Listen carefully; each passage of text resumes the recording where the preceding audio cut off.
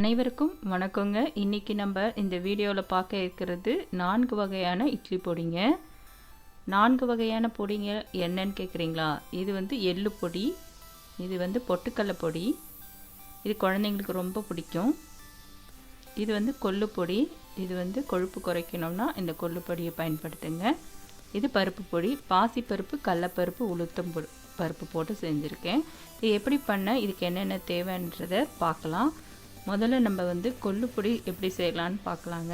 வாங்க.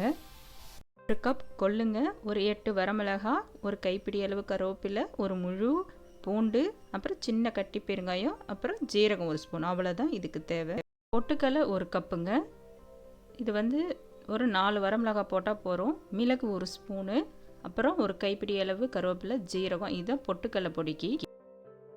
எள்ளு பொடிக்கு தேவையானதை பார்க்கலாம். எள்ளு பொடி 1 கப்புனா கருப்பு உளுந்து 1 கப், ரெண்டும் ஒரே அளவில் இருக்கணுங்க. அப்புறம் இதுக்கு வந்து மிளகு 1 ஸ்பூன், ஜீரகம் 1 ஸ்பூன், கருவேப்பிலை, அப்புறம் 4-5 வரமிளகாய், காரத்துக்கு தகுந்த மாதிரி, கட்டி பெருங்காயம் 3 பீஸ், கல் உப்பு, இதான் இதுக்கு தேவையானது.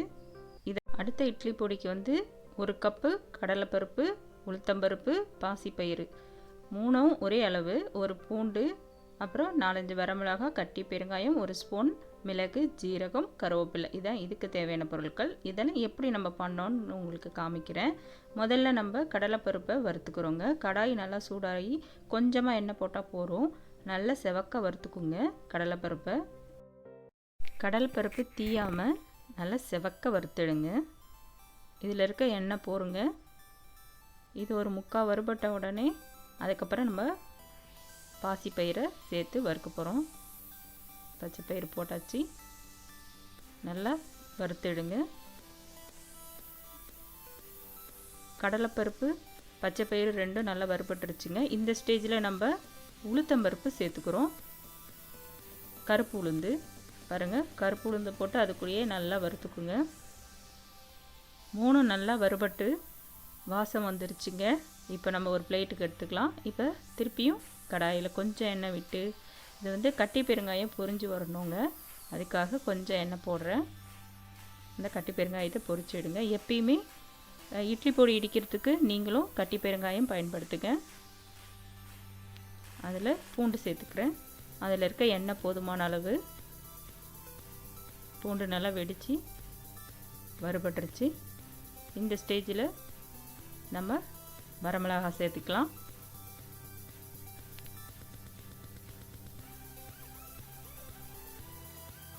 மிளகாவை நல்லா செவக்க வறுக்கிறோங்க. இப்போ அது கூட கருவேப்பிலை சேர்த்து வறுக்கிறோம். கருவேப்பிலை சேர்த்துக்கோங்க. அதில் இருக்க எண்ணெய் போதுமானது தான், எண்ணெய் தேவையில்லை. இப்போது மிளகு, ஜீரகம் அது ரெண்டுத்தையுமே சேர்த்து வறுத்துக்கிறோம். இப்போ அடுப்பை ஆஃப் பண்ணிவிடுங்க. ஆஃப் பண்ணிவிட்டு அதில் 1 ஸ்பூன் கல் உப்பு சேர்த்துக்கோங்க. கல் உப்பு சேர்த்தனதுக்கப்புறம் எல்லாத்தையும் எடுத்துருங்க. கடாயிலேருந்து பிளேட்டுக்கு மாற்றி நல்லா ஆற வச்சுருக்கேன். இது சூடாக இருக்குது, ஆறட்டும். அதுக்குள்ளே நம்ம அடுத்த பொடியை தயார் பண்ணிட்டு வருவோம். அடுத்தது நம்ம எள்ளு பொடி தயார் பண்ண போகிறோங்க. எள்ளு பொடிக்கு தேவையானதை வறுத்து எடுக்கலாம். எள்ளை வந்து வெறும் கடாயில் நல்லா ஹீட் கொடுத்துருக்கேன் கடாய்க்கு, அதில் போட்டு நல்லா வறுக்கிறேன். எள் வந்து கழுவி சுத்தம் பண்ணி வெயிலில் காய வச்சு எடுத்து வச்சுதுங்க. பொரிஞ்சு வந்துடுச்சு பாருங்கள், எள்ளு நல்லா பொரிஞ்சிருச்சு. இந்த ஸ்டேஜில் எடுத்துடலாம், கருகாமல் எடுத்துருங்க. இப்போ கொஞ்சம் எண்ணெய் ஊற்றி உளுந்தை வறுத்துக்கிறேன். கருப்பு உளுந்து நல்லா வறுத்து எடுக்கணுங்க. நல்லா வாசம் வர வரைக்கும் வறுக்கணும். இப்போ நல்லா செவந்து வந்துடுச்சு உளுந்து, இதையும் எடுத்துடலாம். இப்போ கொஞ்சம் எண்ணெய் போட்டுட்டு நம்ம பெருங்காய கட்டியை பொரிய வைக்க போகிறோம். பெருங்காயம் பொரிஞ்சிருச்சு பாருங்கள். இதில் மிளகாவையும் வறுக்கிறோம். அதில் இருக்க எண்ணெய் போதுமானது, எண்ணெய் நிறைய போட தேவையில்லை. கருவேப்பிலையும் சேர்த்து நல்லா கிறிஸ்பியாக வறுத்துக்கிறோம். 3மே நல்லா கிறிஸ்பியாக இருக்கணும். அந்த ஸ்டேஜுக்கு வறுத்துடணும். இப்போது 1 ஸ்பூன் மிளகு, அப்புறம் ஜீரகம், இது ரெண்டுத்தையும் ஆட் பண்ணிக்கிறோம்.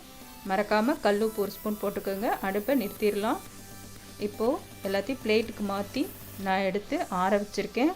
இது ஆறுறதுக்குள்ளே நம்ம அடுத்த இட்லி பொடியை தயார் பண்ணலாம். வாங்க. கடாயில் நல்லா ஹீட் கொடுத்துருக்கேன். இப்போ கொள்ளு பொடி செய்ய போகிறோம். கொள்ளு பொடிக்கு கொல்லை முதல்ல நல்லா வறுக்கிறோம். எண்ணெய் தேவையில்லை கொள்ளுக்கு. கொள்ளு நல்லா செவக்க வெடிக்கிற அளவுக்கு வறுத்து பிளேட்டுக்கு மாற்றிக்கோங்க. பாருங்கள் நல்லா வறுபட்டுருச்சு. பிளேட்டுக்கு மாற்றிக்கிறேன். இப்போது கடாயில் வரமிளகாவை போட்டு கொஞ்சம் எண்ணெய், மிளகாய் வறுக்கிறதுக்கு எண்ணெய், அப்புறம் கருவேப்பிலை பொரியணும், அதுக்காக கொஞ்சம் எண்ணெய் சேர்த்துருக்கேன். இப்போ நல்லா வறுபட்டுருச்சு பாருங்கள். இந்த ஸ்டேஜில் அள்ளிடுங்க. அள்ளிட்டு கட்டி பெருங்காயத்தை இதில் பொரிய விட்டு எடுங்க. பெருங்காய கட்டி கூடயே நம்ம அந்த எண்ணெயில் பூண்டை வறுத்துக்கிறோம். பூண்டு பாருங்கள் நல்லா வறுபட்டுருக்கு. ஜீரகம் சேர்க்குறோம். ஜீரகம் பொரிஞ்சிருச்சு. அடுப்பு ஆஃப் பண்ணிவிட்டு கல் உப்பு சேர்த்துக்கிறோம். அந்த ஹீட்லேயே பொரித்து எடுத்துடுறோம் உப்பையும். இப்போ பிளேட்டுக்கு மாற்றி இதையும் ஆற வச்சுட்டுங்க. நம்ம ஆறுறதுக்குள்ளே அடுத்த ஐட்டம் ரெடி பண்ணிக்கலாம். இது பொட்டுக்கடலை பொடி. இந்த பொடி கண்டிப்பாக குழந்தைங்களுக்கு பிடிக்கும். இதில் அதிகமாக காரம் இருக்காது, நல்லா டேஸ்ட்டாக இருக்கும். பொட்டுக்கடலைக்கு எண்ணெய் போடாமல் வறுத்து எடுத்துக்கணும். வறுத்தாச்சு.